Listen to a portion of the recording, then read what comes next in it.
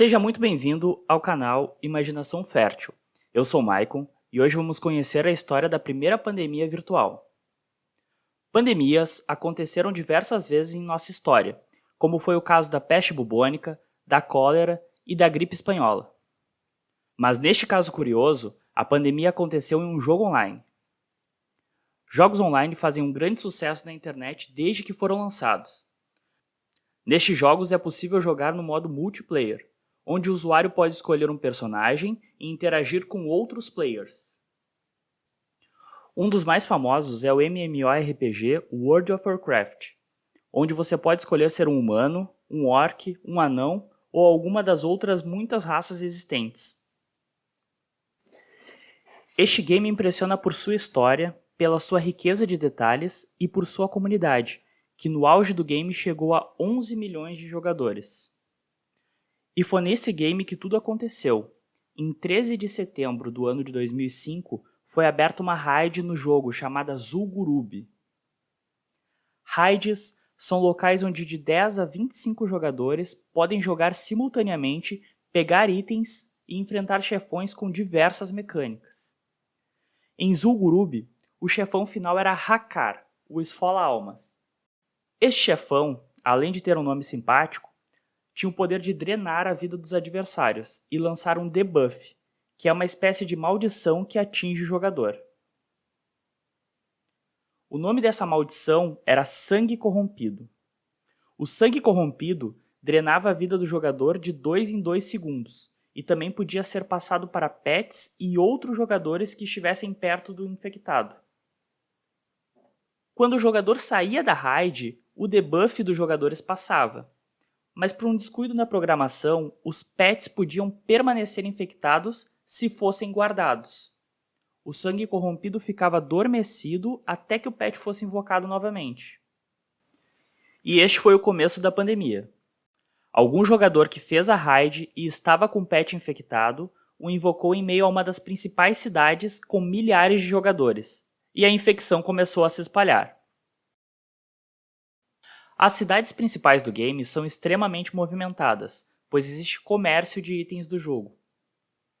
Este comércio de itens acontece entre jogadores e com NPCs, que são personagens controlados por software.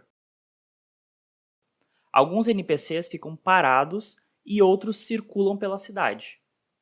Um jogador de nível baixo morria rapidamente com o debuff, não ficando tempo suficiente para infectar muitos outros jogadores. Um jogador de nível alto podia resistir um pouco mais de tempo, podendo ser infectado e não morrer. Porém, os NPCs não podem morrer, então ficavam sempre infectados e transmitindo o debuff. As cidades do game viraram verdadeiros cemitérios com corpos de diversos personagens que foram contaminados e não resistiram à doença. A Blizzard, empresa responsável pelo game, ficou sabendo do que estava acontecendo, porém precisava de tempo para encontrar uma maneira de corrigir este problema. Então foi necessária uma adaptação por parte dos jogadores para continuar jogando. Pelo fato do jogo ter cenários muito vastos, foi possível que os players ficassem longe das cidades principais, fazendo uma espécie de quarentena. Muitos jogadores que tinham poderes de cura se voluntariaram a ficar curando jogadores que precisavam de fato entrar nas cidades. E alguns jogadores ficavam de guarda nos portões das cidades, avisando os demais jogadores do risco do sangue corrompido, e os guiando a um local seguro. Mas assim como haviam pessoas que queriam ajudar, também haviam pessoas que se contaminavam de propósito para passar o sangue corrompido aos jogadores de nível menor por pura diversão, o que ocasionava a morte destes jogadores. Muitos jogadores chegaram a cancelar assinaturas do game, o que gerou prejuízo para a Blizzard. Por fim, a Blizzard conseguiu resolver o problema, desligando os servidores e tornando todos os pets imunes ao sangue corrompido fora de Zul'Gurub. Segundo os registros, foram 3 os servidores que sofreram com o problema, que durou cerca de um mês, acabando em 8 de outubro de 2005. Depois que tudo foi resolvido, o ocorrido virou modelo para estudo de epidemiologia. Em 2007, o epidemiólogo israelense Ran Belicer publicou um artigo científico comparando as semelhanças deste incidente com as epidemias de gripe aviária e SARS. Só para ter uma ideia do prestígio acadêmico de Ran Belicer, ele auxiliou o governo de Israel no combate à pandemia de coronavírus, a mais recente pandemia que a humanidade enfrentou.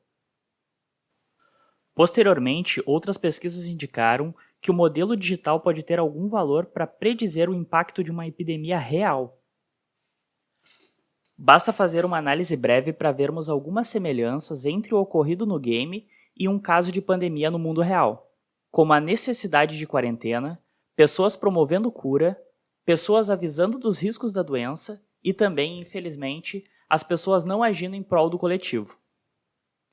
Então, esse vídeo foi bom para você? Achou esse evento interessante? Espero que sim. Críticas e sugestões de temas podem ser deixadas nos comentários abaixo. Se inscreva no nosso canal e até a próxima!